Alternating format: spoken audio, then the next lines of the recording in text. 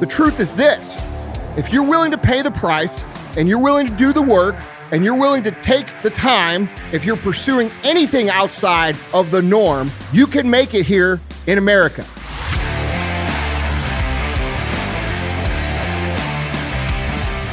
Do something or go out of business. Dude, when I started in business, there was no social media. There was barely the internet. There wasn't a real use for any of it. No one knew what the hell they were doing. But that's the reality of where we were. So for me, we didn't have money. We didn't have, rich investors, or all we had was a store, and we had no extra money to spend on marketing or brand building. We didn't know what the fuck brand building was. And I didn't know anything about our product. I have a saying that I like to say all the time. It's value is in the inefficiency. When you do things that other people recognize, take effort, there's value in that. Writing a handwritten thank you card, calling somebody on the phone, going and seeing that person. People have to understand that, to be valued and to create true connection and interaction, you have to do things that are inefficient. And I did this every day.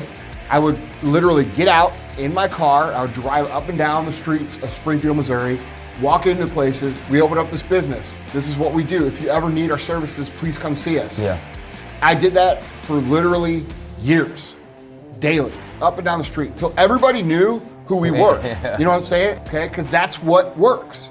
Dude, you can only talk to people so much online. You can only like so many photos. You can only communicate digitally so much before people are immune to it. It means nothing. It's important because that's how people are generally communicating, but nothing is going to replace in-person work that needs to happen. And I don't care what anybody says. That's where I started, man. So this isn't a gift. It only seems like a gift because I worked so hard and so long to develop it.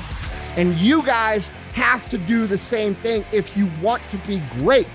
The real winners are still and always will be the people who aren't immune from obstacles, but instead see obstacles as an opportunity to get better. They see this as the path to winning, and they are right. They will always be right. And no matter how much we try to soften the world down for everybody to feel like a fucking winner, not everybody will be. We are taking something that has been on the wrong fucking path for so long and literally turning the ship around into a positive direction that benefits everybody.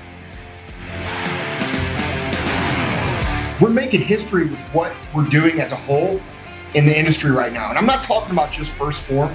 I'm not talking about other companies. I'm not talking about supplements. I'm not talking about working out.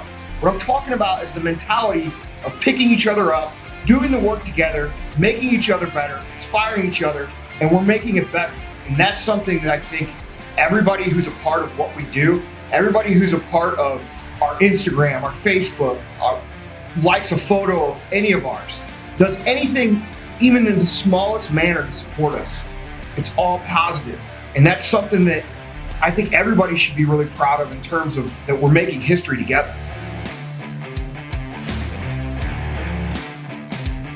Well, I am where I am currently because I didn't do X, Y, and Z. And guess what? That fucking hurts a little bit. That bothers us a little bit. It's a hard truth to accept. But once you accept that truth, you are able to then move forward with the actions required to get you to where you want to go. Not what might be, not what could be, not what should be, what is.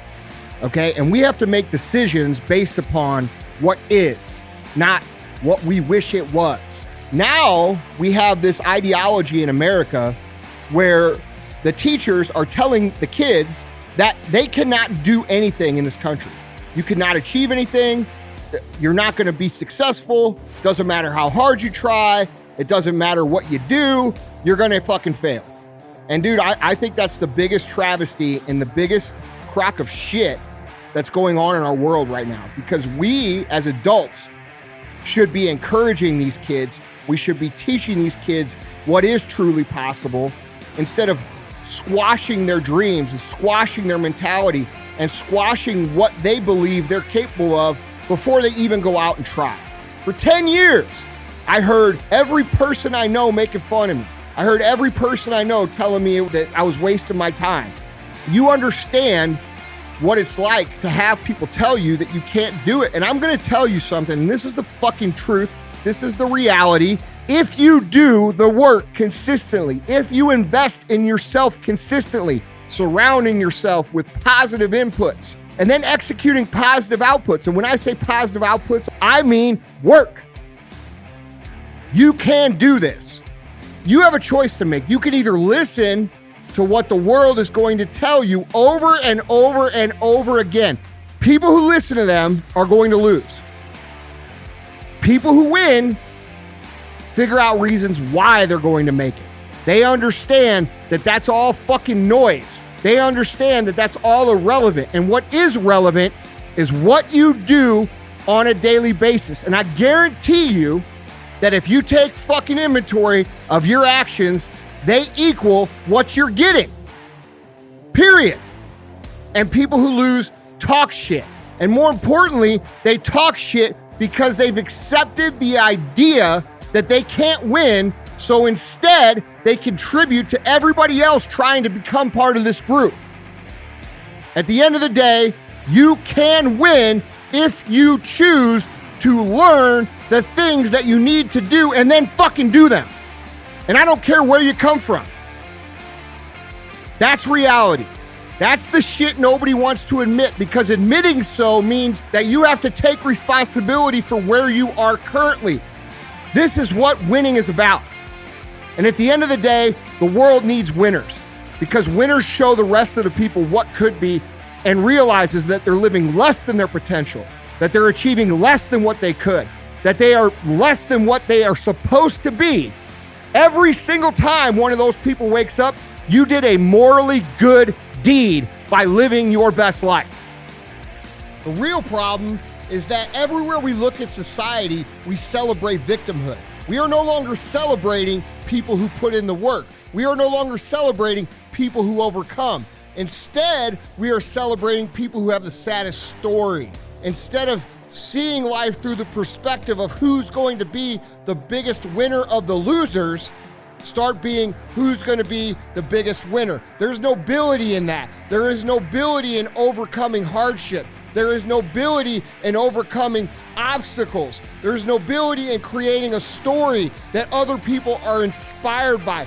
And that isn't something that sounds good. That's our obligation. Our obligation to this planet is to make people behind us better.